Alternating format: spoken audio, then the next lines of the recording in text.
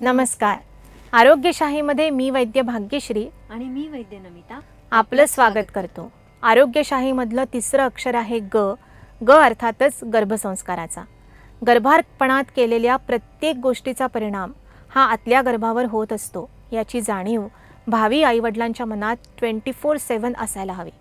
बाळाचं शारीरिक आरोग्य, मानसिक तसंच भावनिक विकास आणि आध्यात्मिक उन्नती या सगळ्याचं मूळ गर्भसंस्कारांच्या द्वारे रोवता येणं शक्य असतं.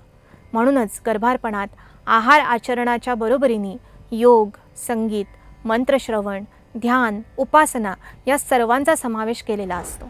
गर्भाशयात गर्भ तयार होताना कोणत्या महिन्यात कोणता अवयव प्रकर्षाने डेव्हलप होतो हे आयुर्वेदामध्ये सांगितलेलं आहे.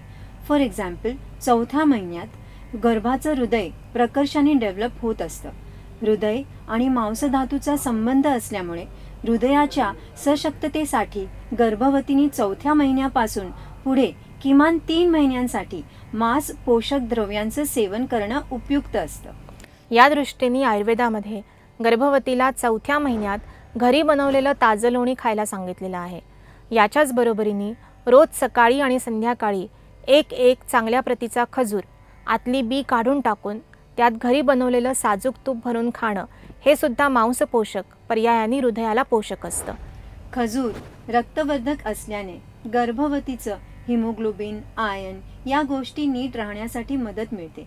याशिवाय खजूर आणि तूप हे दोन्ही पदार्थ पोट साफ होण्यास मदत करणारे असल्यामुळे कॉन्स्टिपेशनची टेंडन्सी दूर होते. त्याचा पुढे बाळंतपण वेळेवर सुखरूप आणि नॉर्मल होण्यासही फायदा होतो.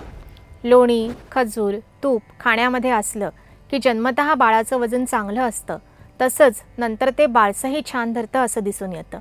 गर्भसंस्कारातले असेच अनुभवसिद्ध उपाय जाणून घेण्यासाठी पाहत रहा आरोग्यशाही लोकशाही मराठीवर.